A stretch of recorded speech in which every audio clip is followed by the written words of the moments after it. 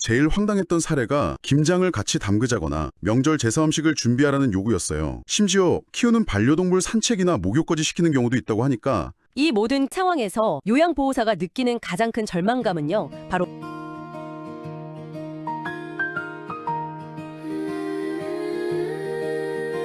스마일 돌봄 FM 당신의 하루가 행복해지길 바랍니다. 함께 웃고 함께 돌보는 이야기 스마일한 하루 더 나은 내일을 만듭니다. 청취자 여러분과 함께하는 심층 분석. 오늘 주제는 초고령 사회의 대한민국의 좀 어두운 이면을 들여다보는 이야기입니다. 바로 우리 사회의 돌봄을 책임지는 분들이죠. 방문 요양보호사에 대한 보고서 한 편을 깊이 파고들어 볼 텐데요. 사실 이분들 근무 환경이 열악하다는 건 어렴풋이 알고는 있었는데 이번에 자료를 읽어보니까 정말 상상 이상이었습니다. 그리고 그 이야기의 중심에 아주 뜻밖의 물건이 하나 있더라고요. 이게 겉으로 보면 그냥 평범한 신분증 목걸이거든요. 근데 사실은 녹음기인 장비입니다. 아니, 돌봄 전문가에게 왜 이런 장비까지 필요하게 됐을까요? 이 작은 기기가 던지는 질문이 생각보다 훨씬 무겁습니다. 지금부터 그 속사정을 함께 들여다보시죠. 우선 이 문제의 시작점부터 한번 들어가 보죠. 방문 요양보호사의 근무지는 병원이나 시설이 아니잖아요. 서비스 이용자의 집이라는 점. 이게 가장 큰 특징인데 보고서에서 이 공간을 닫힌 공간이라고 표현하더라고요. 모든 문제의 출발점인 것 같습니다. 네, 맞습니다. 그 닫힌 공간이라는 게 단순히 문이 닫혀 있다는 물리적인 의미, 그걸 넘어서는 거죠. 외부의 시선, 또 감시가 완전히 차단된 뭐랄까 일종의 사각지대라는 뜻이거든요. 사각지대. 네, 동료도 없고 관리자도 없습니다. 그냥 오직 요양보호사 한 명, 그리고 서비스 이용자, 또 그 가족, 딱 이렇게만 존재하는 공간이에요. 와, 혼자라는 것만으로도 굉장히 불안할 것 같은데요. 그렇죠.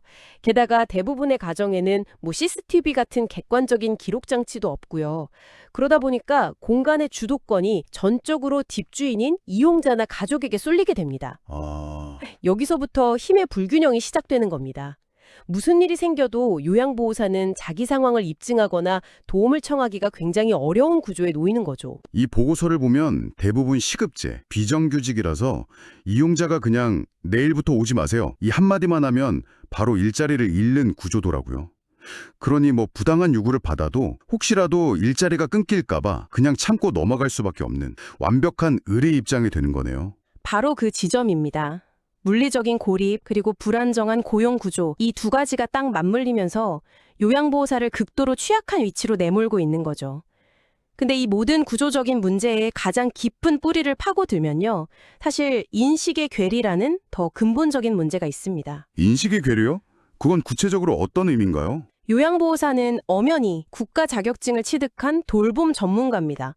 신체활동 지원이나 인지기능 유지 훈련 같은 아주 전문적인 영역을 다루거든요. 그렇죠. 하지만 현실에서는 여전히 많은 사람들이 이분들을 그냥 가사도우미, 심지어 파출부 정도로 여기는 시선이 강하다는 겁니다.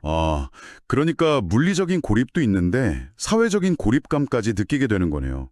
전문가로 존중받지 못하는 상황. 정확합니다.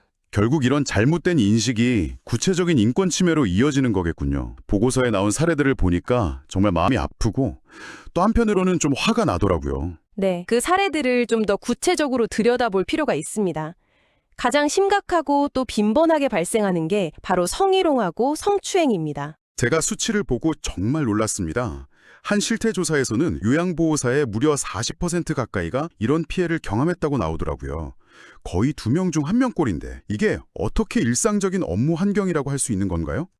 신체의 특정 부위를 만지거나 음담 패설을 하거나 심지어 성관계를 요구하는 일까지 벌어진다고 하고요. 여기서 상황이 좀 복잡해지는 지점이 바로 치매라는 변수입니다. 그러니까 이용자의 인지기능 저하로 인한 탈억제 증상으로 그런 행동이 나타나는 경우가 있거든요. 하지만 보고서가 강조하는 건 이겁니다. 원인이 무엇이든 요양보호사가 느끼는 성적 수치심과 공포, 그 트라우마는 진짜라는 거죠. 그렇죠. 원인이 병 때문이라고 해서 그 피해가 없어지는 건 아니니까요. 맞습니다. 그리고 더 큰 문제는 그 이후에 벌어져요. 가족에게 피해 사실을 알리면 아버지가 치매라 그래요. 노망이니까 이해 좀 하세요. 하면서 대수롭지 않게 넘기거나 심지어는 당신이 여지를 준 것 아니냐. 이렇게 오히려 요양보호사를 탓하는 경우도 있습니다. 이게 바로 보고서에서 지적하는 2차 가해입니다. 피해자는 기댈 곳 없이 이중의 고통을 줬게 되는 거죠. 성적인 문제뿐만 아니라 언어폭력이나 신체적 위협도 정말 상상 이상이었습니다. 돈 받고 하는 일이면서 배운 게 없으니 이런 일이나 하지, 이런 인격모독적인 발언은 뭐 예사고요. 심지어 물건을 던지거나 지팡이를 휘두르면서 위협하는 상황까지 발생한다고 해요. 업무 범위를 벗어나는 부당한 요구는 거의 일상이라고 봐야 합니다. 규정상 요양보호사의 업무는 오직 서비스 이용자 본인을 돌보는 것에 한정되어 있거든요. 네, 본인한테만. 그렇죠. 하지만 실제 현장에서는 배우자의 밥상을 차리게 하거나 아들, 딸 빨래를 시키고 집안 대청소를 요구하는 일이 비일비재합니다. 제일 황당했던 사례가 김장을 같이 담그자거나 명절 제사 음식을 준비하라는 요구였어요. 심지어 키우는 반려동물 산책이나 목욕까지 시키는 경우도 있다고 하니까 이분들을 정말 우리 집 사람처럼 마음대로 부릴 수 있다고 생각하는 것 같아요. 이 모든 상황에서 요양보호사가 느끼는 가장 큰 절망감은요, 바로 증거의 부재입니다. 그 닫힌 공간에서 벌어진 일을 상대방이 그런 적 없다고 부인해버리면 그걸로 끝이에요. 입증할 방법이 없으니까. 네, 방법이 없습니다. 결국 억울하게 해고를 당하거나 모든 피해를 혼자 삭히면서 계속 일하거나 둘 중 하나를 선택해야 하는 상황에 내몰리는 겁니다. 증거가 없으니까 정말 무력할 수밖에 없겠네요. 바로 그 무력함 때문에 아까 저희가 처음에 이야기했던 그 평범해 보이는 신분증이 갑자기 너무나 중요하고 절박한 도구가 되는 거군요. 정확합니다. 그 무력감이 바로 신분증이 모습을 한 녹음 장비가 등장하게 된 결정적인 배경이죠. 이 장비, 이거 어떻게 작동하는 건지 좀 더 자세히 설명해 주시죠. 겉보기에는요, 소속기관의 이름하고 사진이 들어간 일반적인 신분증 목걸이랑 똑같이 생겼습니다. 그런데 그 뒷면에 작은 버튼이 하나 있어서 위급 상황이라고 판단될 때 그 버튼을 누르면 즉시 녹음이 시작되는 방식이죠. 아, 버튼만 누르면 바로? 네. 신분증 앞면에는 상호 존중이 필요합니다 같은 인식 개선 문구도 작게 적혀 있고요. 이 정비가 2023년부터 경기도 같은 일부 지역에서 시범적으로 보급됐다고 하던데 현장 반응은 꽤 긍정적이었다고요? 네, 심리적 안전탄 역할은 톡톡히 했다는 평가가 많습니다. 최소한 나를 지킬 수 있는 증거는 남길 수 있다. 이 생각만으로도 큰 위안이 된다는 거죠. 이런 긍정적인 반응에 힘입어서 지금 전국적으로 확대 보급을 앞두고 있는 상황입니다. 그런데 잠깐만요. 아무리 노동자를 보호하기 위한 목적이라지만 상대방 동의 없이 그 사람 집에서 대화를 녹음한다는 건 좀 이거 사생활 침해 논란이 없을 수가 없겠는데요. 저라도 제 집에서 누군가 녹음기를 차고 있다고 생각하면 기분이 썩 좋지는 않을 것 같습니다. 바로 그 지점이 이 장비 도입을 둘러싼 가장 큰 쟁점입니다. 법적인 줄타기가 필요한 부분이죠. 현행 통신비밀보호법에 따르면요, 대화에 참여하고 있는 당사자가 자기 대화를 녹음하는 건 합법입니다. 아, 대화 당사자니까 괜찮다. 네, 즉 요양보호사가 이용자와 나누는 대화를 녹음하는 건 문제가 없어요. 이게 요양보호사의 정당 방위이자 안전망이 되는 거죠. 하지만 만약에 그 공간에서 이용자가 옆방에 있는 아들이랑 대화를 나누는데 그 대화까지 녹음기에 담긴다면 어떻게 될까요? 요양보호사는 그 대화의 당사자가 아니기 때문에 이건 불법 도청의 소지가 생길 수 있습니다. 아, 거기서 문제가 되는구나. 네, 요양보호사의 안전권과 이용자 가족의 사생활 보호권이 정면으로 충돌하는 지점입니다. 정말 아슬아슬한 법적 경계선 위에 있네요. 정부에서는 이 충돌 문제를 어떻게 하려고 하고 있나요? 보고서를 보면 두 가지 장치를 마련 중입니다. 첫째는 장비를 지급하기 전에 요양보호사에게 통신비밀보호법하고 개인정보보호법에 대한 교육을 의무적으로 실시하는 겁니다. 사전 교육이요? 어떤 경우에 합법이고 어떤 경우에 불법이 될 수 있는지 명확히 알려주는 거죠. 그리고 둘째는 녹음된 파일은 오직 수사기관에 증거로 제출하는 등 권리 구제 목적으로만 사용하도록 엄격한 가이드라인을 만드는 겁니다. 그렇군요. 결국 목적을 명확히 하고 오남용을 막겠다는 거네요. 네, 그런데 여기서 정말 흥미로운 지점이 있습니다. 이 장비의 효과를 분석하면서 예상치 못했던 아주 중요한 사실이 발견됐거든요. 당초에는 이 장비가 폭언이나 성희롱 같은 사건이 터진 후에 증거를 확보하는 역할을 할 거라고 기대했습니다. 그렇죠. 사후에. 네, 일종의 사후약 방문인 셈이죠.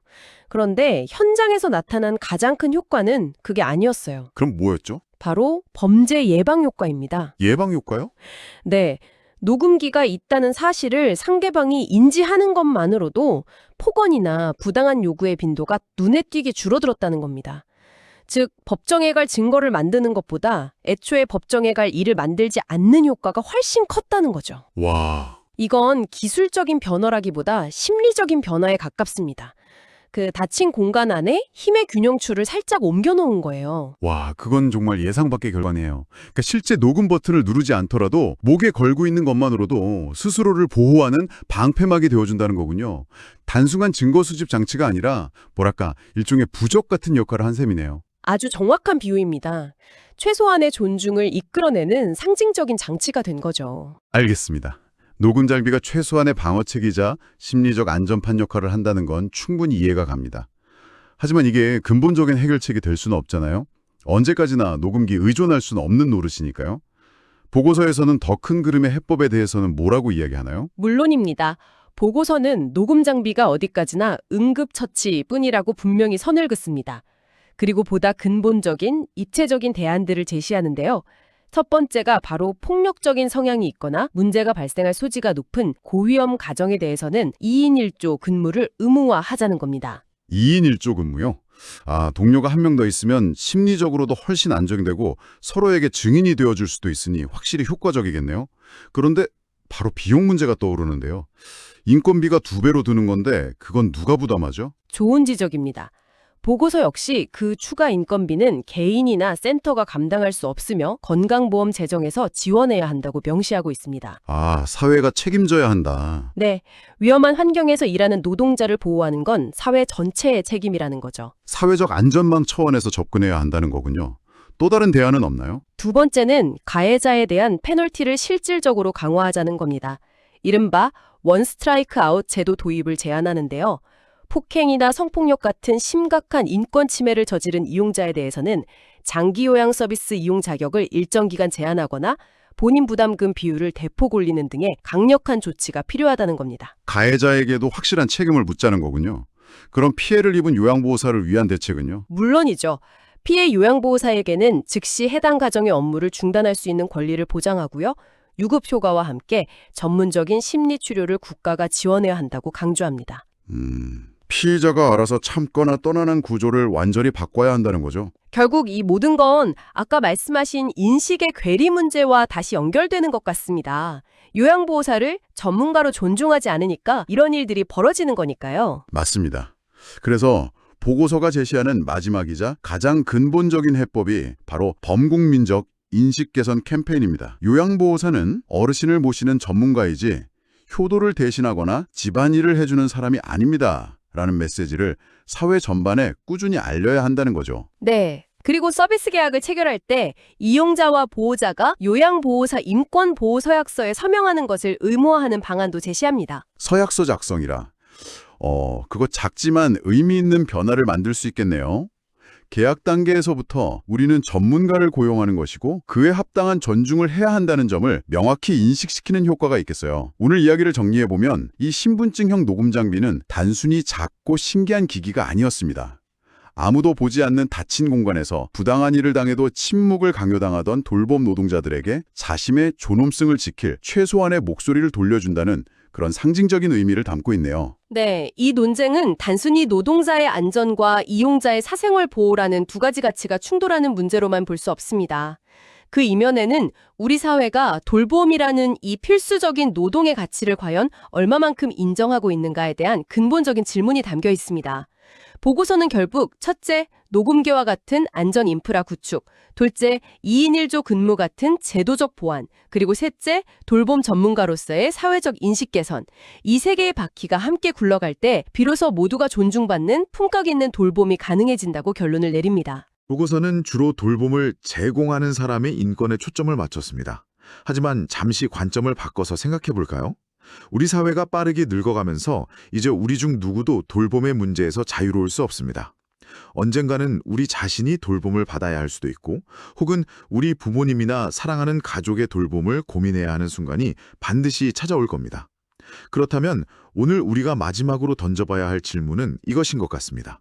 먼 미래가 아닌 바로 우리 자신과 사랑하는 사람들을 위해 우리가 만들고 싶은 돌봄 시스템은 과연 어떤 모습일까요? 녹음기와 같은 방어 도구가 필수품이 되어버린 이 현실 속에서 돌봄을 주고받는 모든 사람의 존엄성은 어떻게 함께 지켜질 수 있을까요? 이 질문에 대한 고민이 바로 오늘 우리가 나눈 이야기의 진짜 시작일 겁니다.